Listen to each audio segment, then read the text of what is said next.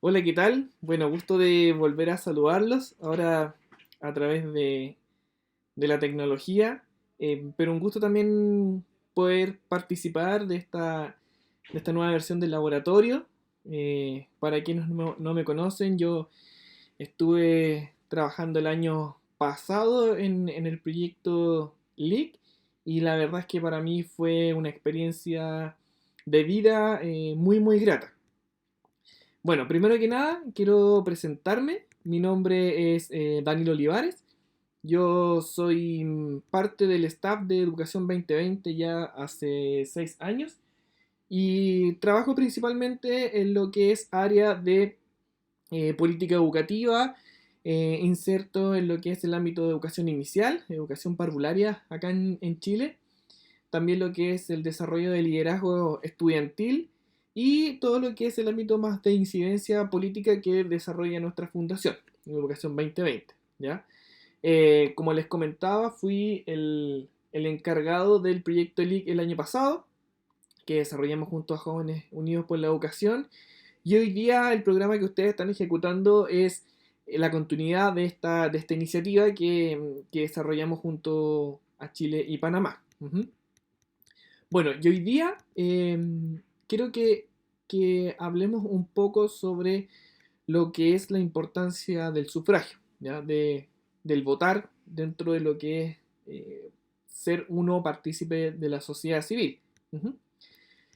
Bueno, y la importancia general que tiene el sistema de votación en las culturas democráticas son tres elementos que son pilares.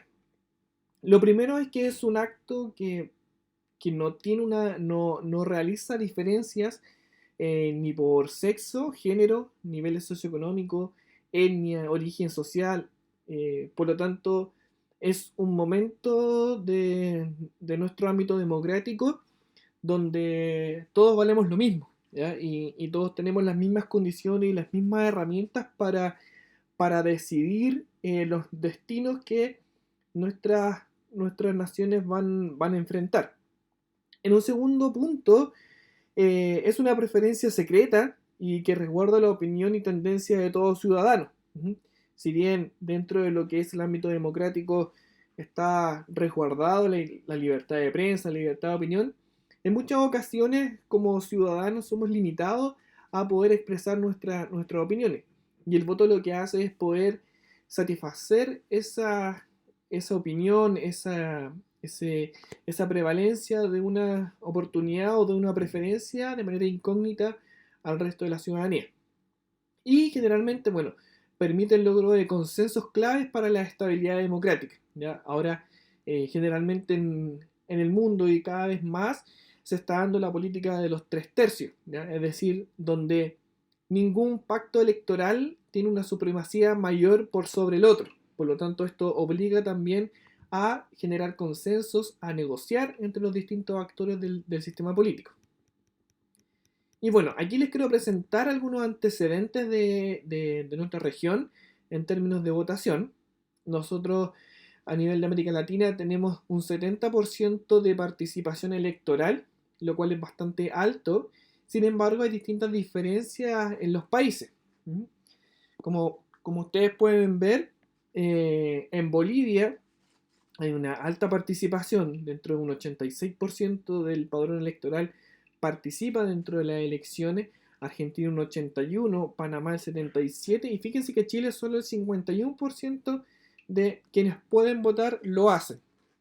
Esto principalmente por distintos factores que ustedes pueden indagar de mayor manera, pero lo que es la acción del voto voluntario y también la de diversificación que ha tenido el accionar político ajeno a los partidos políticos en Chile y más centrado a nivel de sociedad civil, ha hecho también que la gente no vea el voto como una acción de cambio, y sí otras acciones como el de participar de ciertas organizaciones, de movimientos, como lo ha sido acá en Chile el movimiento estudiantil. Y bueno, a nivel de datos de contexto regional, hay varios elementos que nos tienen que preocupar y esto lo pueden ver también en el informe anual sobre participación ciudadana y pensamiento lógico de los jóvenes. Ujú. 2/3 de los jóvenes de la región justifica el accionar de una dictadura, ¿ya? Y esto es un estudio que ha desarrollado la ONU, generalmente cada 2 años, y hoy día en los jóvenes está muy incerto el poder apoyar a una dictadura si este sistema político trae consigo paz y estabilidad.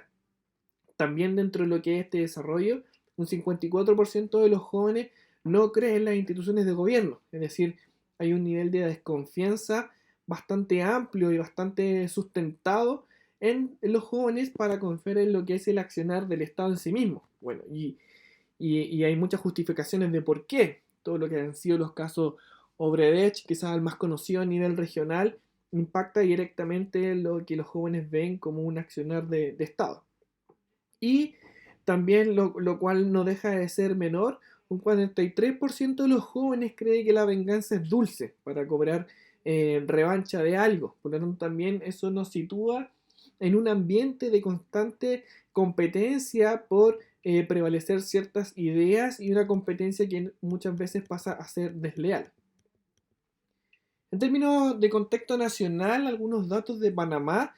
Tenemos que el padrón electoral es cercano a los 2,5 millones de personas. Estos son datos más antiguos, no son de las elecciones, de las últimas elecciones, pero sí más o menos nos pueden dar una proyección. Un 77% de participación y un 23% de abstención.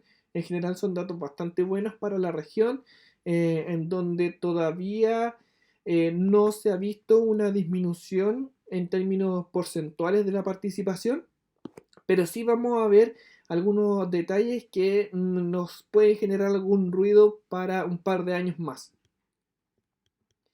En términos de provincias, las provincias o comarcas de Panamá que mayor participación electoral tienen son Los Santos con un 86,9%, Herrera con un 87,4% y Veraguas con un 84,7%. Ahí el análisis de por qué estas provincias tienen un promedio de participación incluso mayor al regional es un análisis que podrían hacer ustedes en contexto de lo que es este laboratorio y quizás sus características para poder proyectarlas como desafío nacional. Bueno, aquí yo les quería dar algunos detalles que quizás pueden ser importantes que podamos ir analizándolo dentro de lo que es Panamá. Y está basado en que, bueno, el crecimiento de la tasa de participación electoral es constante, moderado en el tiempo, em, es decir, que entre los 30 años hasta los 70 hay un promedio de participación de un 79%, ¿ya? Pero esto disminuye a un 56% cuando las personas superan los 70 años de edad, ¿ya? Es decir, al momento de cumplir los 70 años de edad, la participación electoral disminuye bastante drástica a casi la mitad. Esto, a diferencia de lo que pasa en Chile, es una característica inversa. Acá en Chile, las personas que más participan dentro de lo que es procesos de votación son generalmente personas de lo que nosotros denominamos tercera o cuarta edad, ¿ya? Cercana, personas que tienen sobre los 60 años y que son un porcentaje minoritario dentro del padrón electoral, son quienes más participan dentro de las elecciones de distinto tipo. También la tasa de participación a primera edad, es decir, cuando nosotros cumplimos 18 años, es bastante alta. Un 75% de los panameños participa en la primera elección, cuando tiene la edad de hacerlo. Sin embargo, cuando los jóvenes cumplen 22 años, la participación disminuye a un 65%, es decir, ya por debajo de lo que es el promedio regional. Esto quizás es un elemento importante de que ustedes lo puedan analizar porque acá en Chile pasó algo similar años anteriores.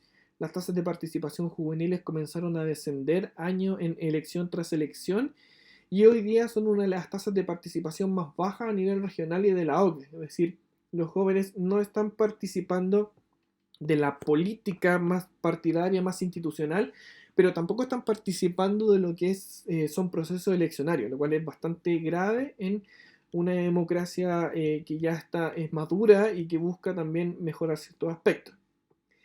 Otro elemento es que los promedios de participación en varones en Panamá son cerca del 70%, mientras que para las mujeres son el 78%, uno de los más altos de la región. Y ahí también sería interesante evaluar las características que tiene su sistema político para que las mujeres estén participando de esta manera. Y finalmente, dentro de lo que es el proceso de participación en Panamá, no existe una correlación de participación por nivel socioeconómico ni estado civil. Es decir, participan por igual niveles socioeconómicos más bajos, más altos, y quienes son casados o tienen otra condición de estado civil. Sin embargo, se evidencia una mayor participación de ciudadanos que tienen una vivienda propia, ¿ya? Y esto también es interesante analizar porque es un elemento bastante colonial, si uno lo quiere decir de alguna manera, cuando en este periodo de reconquista y conquista del Imperio Español, solo podían votar quienes tenían una vivienda asociada o inmuebles. Entonces, aquí quizás se está proyectando un poco eso y sería interesante analizar o realizar estudios al respecto. Bueno, y todo este proceso de sufragio lo quiero insertar también en el contexto de la incidencia, ya que es uno de los elementos centrales que desarrolla este programa en Panamá y que hemos ido desarrollando nosotros como Educación 2020 en Chile. Ujú. Bueno, el concepto de incidencia, si uno lo busca su significado en sí, uno puede encontrar distintos argumentos o perspectivas de acuerdo al autor que uno esté consultando. Sin embargo, existe un consenso más o menos social de qué es lo que podemos identificar como incidencia. Y eso está basado en lograr que X haga algo que sin la intervención de Y no lo hubiéramos realizado, ¿ya? Es decir, si uno analiza esta frase de manera más exhaustiva, se puede evidenciar que el proceso de incidencia es algo que nosotros hacemos de manera cotidiana. Es decir, no tiene que ser visto como algo lejano o superficial. Es algo que nosotros desarrollamos día a día en nuestras vidas, como por ejemplo cuando decidimos qué almorzar o dónde almorzar.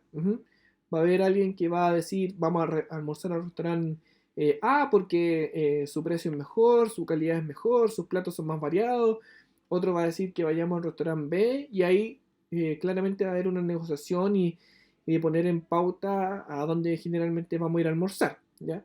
También cuando decidimos vacaciones, es decir, la incidencia es un proceso cotidiano que hacemos día a día y no tienen que mirarlo como algo lejano. Bueno, dentro de lo que es también el contexto en el cual estamos insertos en el año 2019, las oportunidades de incidir han aumentado bastante durante la última década. Y tienen distintos factores de por qué ha ido aumentando, ¿ya? Principalmente tres. Primero, porque hay un mayor acceso a la información, es decir, nosotros tenemos acceso a la información eh, de mayor fuentes de información, de mayor acceso a cuanto noticias, datos, transparencia, en los cuales nosotros poder estar insertos y poder desarrollar la incidencia como un programa. Sin embargo, hoy en día también lo que nosotros tenemos como desafío es a poder clasificar esa información, ¿ya? Hay estadísticas que mencionan y estudios que mencionan que el 85% de la información que nosotros podemos encontrar en la web proviene de fuentes que no son confiables, ¿ya? Por lo tanto, hoy en día el desafío no está en tener más información, sino que en clasificar el tipo y calidad de información con la cual contamos. En segundo lugar, tener una mayor capacidad crítica, es decir, las sociedades en las cuales nosotros estamos viviendo, tanto en Panamá como en Chile y varios de los países miembros de la región, la capacidad crítica de poder cuestionar, de poder interpelar también a nuestros gobernantes ha ido aumentando durante la última década. Y finalmente, que es uno de los factores más relevantes para el proceso de incidencia, es la capacidad de asociación, es decir, la capacidad de poder reunirnos, de poder entrelazar opiniones, interpelaciones, y no solamente a nivel físico, sino que también a nivel de web, de internet. Recuerden ustedes que lo que conocimos como la primavera árabe, que se dio principalmente en el Medio Oriente, la gran cantidad de masas que se movieron para esos movimientos se realizó a través de redes sociales y no de manera presencial. Por lo tanto, ahí también las formas de asociatividad que los jóvenes están utilizando han cambiado también el espectro de cómo ejercer la política. Y bueno, y hay dos elementos que son pilares para entender qué es lo que está pasando y cómo se están articulando también las distintas formas de participación. Por un lado tenemos el poder antiguo, que está basado en la asociación de personas poderosas que controlan y poseen los distintos procesos de acción, ¿ya? Es decir, controlan qué es lo que se hace, cómo se va a decir, qué es lo que se va a decir, los sistemas de información, y está basado en instituciones que son más jerárquicas a la hora de poder desarrollar distintas actividades.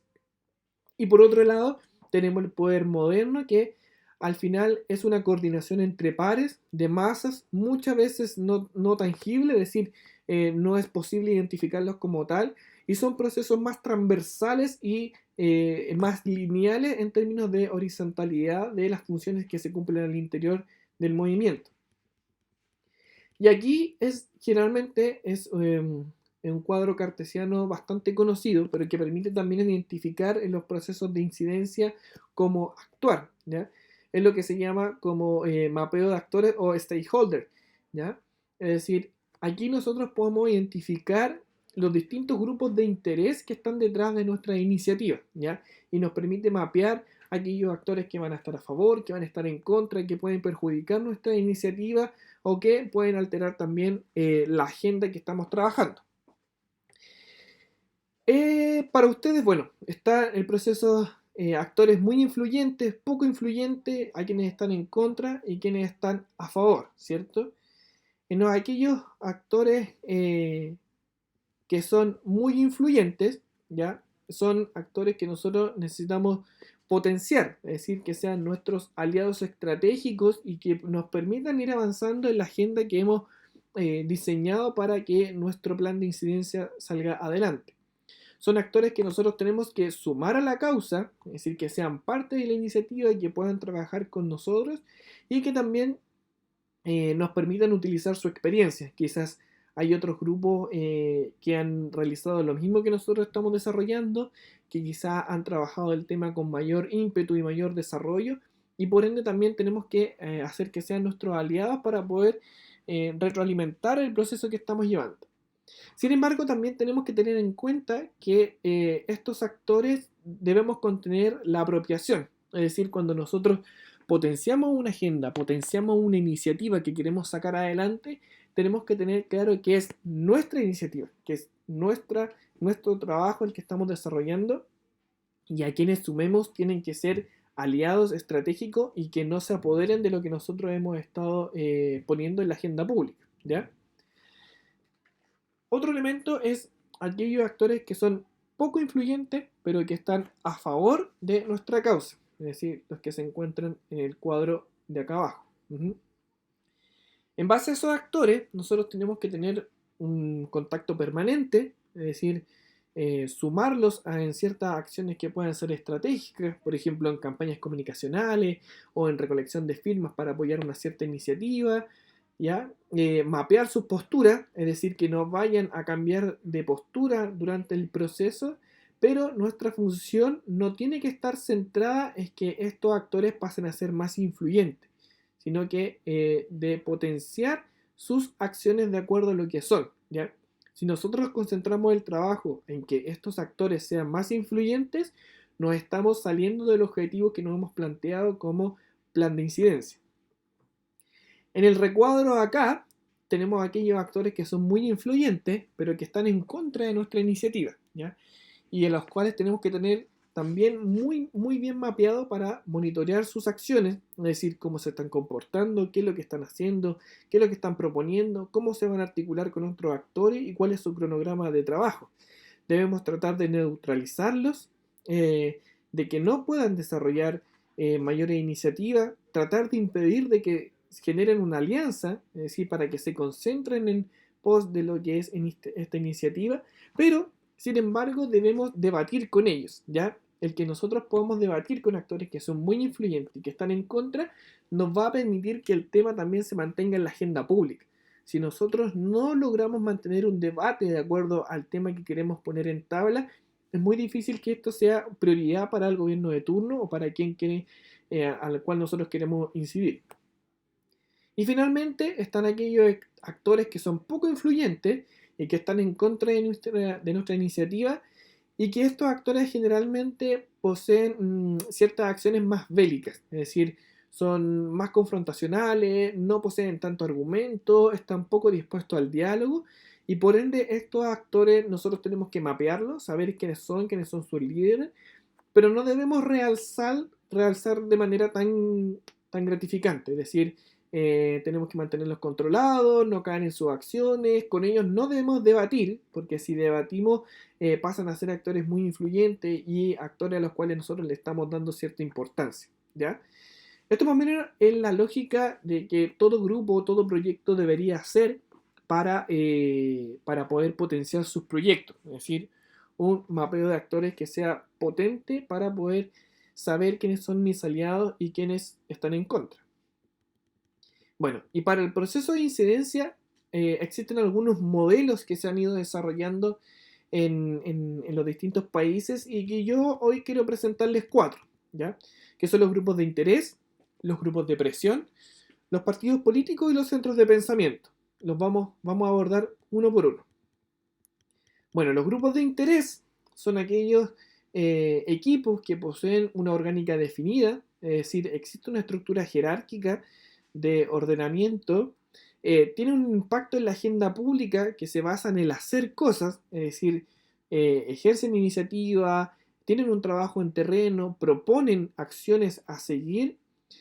También es un movimiento particular, poco convocante, no genera un desarrollo de masas. eh, se caracteriza también por tener una expertise en el tema que otros no tienen, y generalmente es transversal, es decir, convoca a actores que son dispares entre sí. Se financia a través de proyectos, de privados o de socios, a través de estar postulando constantemente a iniciativas que le permitan su financiamiento. Y su interés está en plantear propuestas de solución a un conflicto X, o a un interés específico, y se mantiene y se especializa en el tiempo, es decir, son actores que se van especializando en el tema que están tratando como demanda, a través de la información, a través de la investigación, a través de la publicación de estudios, etcétera, etcétera. Y un ejemplo, por lo menos acá en Chile, es lo que hace Educación 2020 a través de su participación en la política pública. Allá les dejo la tarea de que en Panamá identifiquen algunos grupos de interés con estas características. Los grupos de presión son aquellos grupos que no poseen una orgánica definida, es decir, son de manera más transversal y horizontales en su forma de actuar. Poseen un gran impacto en la agenda pública, es decir, son grupos que colocan y posicionan ciertos temas dentro de lo que es el día a día, en la discusión política del país. Son grupos altamente convocantes, transversales y directos, es decir, logran convocar masas, generalmente basados en los movimientos estudiantiles en el mundo han sido grupos de presiones bastante característicos, sobre todo también en Chile, lo que fue el 2006 y el 2011, pero también sé que en Panamá han sido actores muy relevantes dentro de su historia. No poseen un financiamiento por parte del Estado, generalmente son de iniciativas propias en las que logran conseguir financiamiento. En muchas ocasiones no plantean una solución. La labor o el objetivo de los grupos de presión no es presentar una propuesta, sino que colocar la demanda o el conflicto en la palestra, ¿ya? Y generalmente desaparecen cuando el conflicto termina o cuando se da solución a las acciones, ¿ya? Acá en Chile, bueno, muchos de ustedes deben conocerlo, pero el movimiento estudiantil cumple con esas características que les mencionaba anteriormente, ¿ya? En tercer lugar, tenemos quizá un elemento que es más conocido por la sociedad, que son los partidos políticos, ¿ya? Sería interesante también ver cuántos de ustedes participa de un partido político y que nos pueda contar un poquito más de la estructura que tienen en Panamá. ¿Mm? Bueno, pero generalmente los partidos políticos poseen una estructura jerárquica, es decir, por lo menos acá en Chile cuentan con un consejo político, un presidente de partido, tienen un tribunal supremo, militantes que están basados en una base ideológica, ¿ya? Su impacto en la agenda se basa en la capacidad de ganar elecciones, ¿ya? Es decir, ahí Giovanni Sartori, un cientista político muy connotado italiano, mencionaba que los partidos que existen son aquellos que son capaces de ganar elecciones, ¿ya? Es decir, aquellos partidos que no tienen representantes en el Congreso o no han logrado obtener victorias electorales no deberían contarse como tal, ¿ya? Los partidos políticos poseen militantes, es decir, son personas que adhieren a una cultura e ideología política, es decir, no son neutrales, se posicionan bajo ciertos temas y tienen una postura bajo ciertos temas. Poseen un financiamiento que por lo menos en Chile es por parte del Estado. Desconozco cómo es en Panamá, así que si ustedes pueden brindarle la información a los estudiantes se agradece. Y también son financiamiento que los mismos militantes aportan al desarrollo del partido, ¿ya? Son parte de la decisión y legislan para una solución, es decir, los partidos políticos y sus representantes son quienes finalmente aprueban las leyes para atender a ciertas demandas o conflictos latentes en los países. Y es muy difícil que desaparezcan, ¿ya? Esto último sí depende mucho de la cultura política del país, del sistema político del país. En general los partidos en Chile son partidos de larga data, que cuando se conforman es muy difícil que desaparezcan, pero en otros países como Perú, por ejemplo, son partidos que se les denomina como partidos funcionales, es decir, eh, se organizan para participar de una elección específica, pero posteriormente se destruyen o se disuelven como tal, no son parte del sistema político en sí, ¿ya? Tengo entendido que en Panamá, por lo que he estudiado, es más similar al caso chileno, ¿ya? Bueno, ahí algunos de los partidos políticos de Panamá, ustedes tuvieron elecciones presidenciales hace muy poquito, yo estuve atento a eso y bueno, siempre los partidos tienen el desafío de gobernar y de generar alianzas, así que hay tarea para ustedes también dentro de lo que es el sistema político. Y finalmente, hablarles un poco de los centros de pensamiento, que quizás son dentro de las cuatro instituciones que estamos viendo las más desconocidas o quizás las menos identificables. Quizás existen, yo sé que en Panamá existen, pero no se accionan como tal, ¿ya? Porque tienen una mezcla. Poseen una estructura jerárquica, ¿ya? Es decir, son instituciones que tienen un presidente directorio, un directorio encargados de área.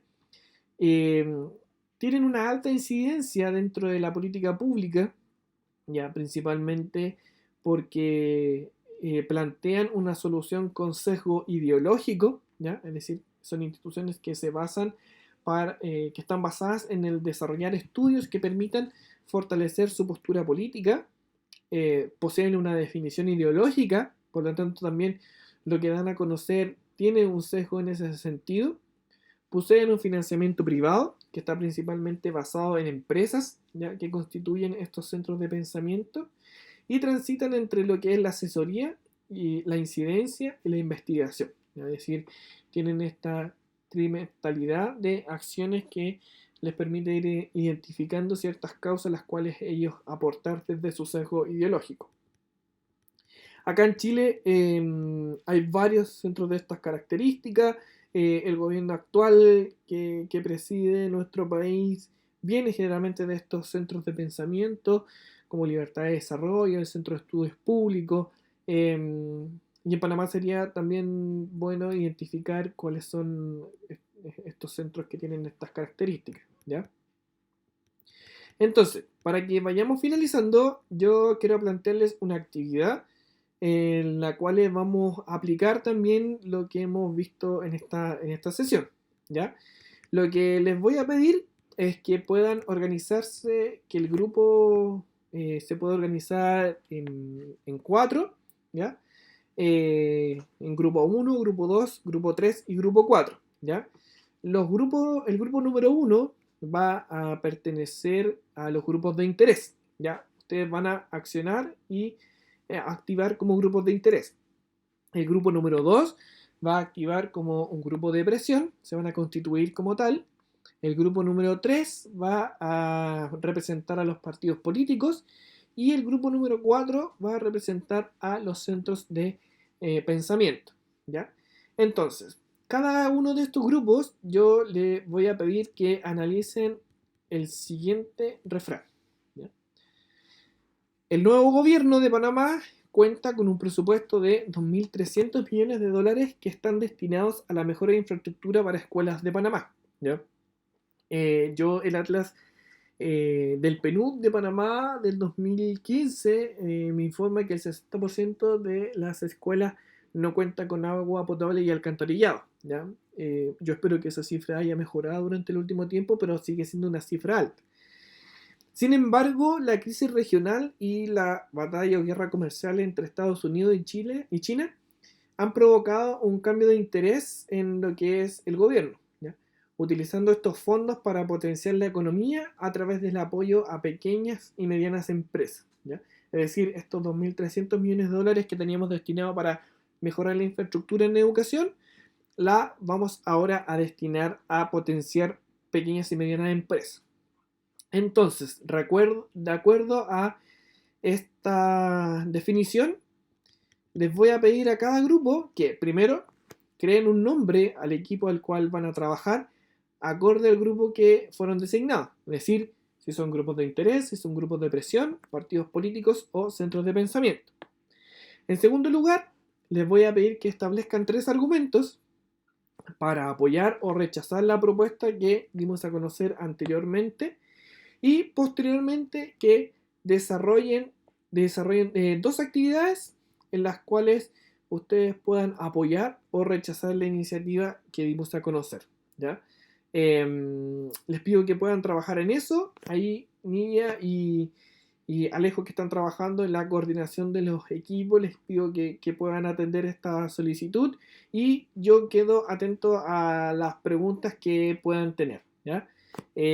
Muchas gracias por invitarme a ser parte nuevamente de este programa y espero que también les haya servido para poder ir desarrollando sus procesos de proyectos, ¿ya? Así que muchas gracias y quedo atento a sus consultas.